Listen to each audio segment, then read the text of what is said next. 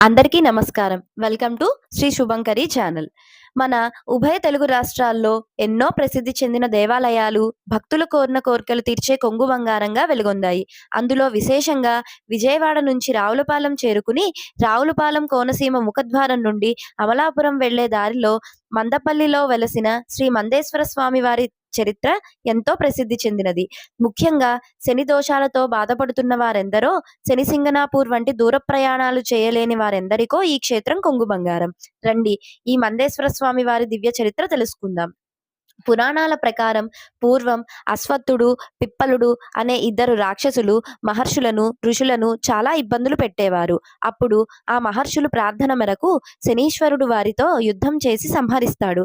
అయితే ఆయనకు ఆ యుద్ధంలో బ్రహ్మహత్యా దోషం వస్తుంది.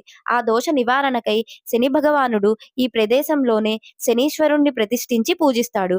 కనుకనే ఈ క్షేత్రానికి ఇంత మహత్యం వచ్చింది. శనీశ్వరుణ్ణి మందుడు అంటారు. ఆ మందుడు ద్వారా స్థాపించిన, పూజించిన ఆలయం కనుకనే ఈ ఆలయం శ్రీ మందేశ్వర ఆలయంగా ఈ ఊరు మందపల్లిగా ప్రసిద్ధి చెందింది. అర్ధాష్టమ, అష్టమ, ఏళ్నాటి శని, శని మహర్దశలు బాధిస్తున్న వారెందరో ఈ క్షేత్రంలో శనివారంలోనూ, శని త్రయోదశి యందు, శని జయంతి నాడు స్వామికి స్వయంగా తైలాభిషేకం చేసుకుంటారు.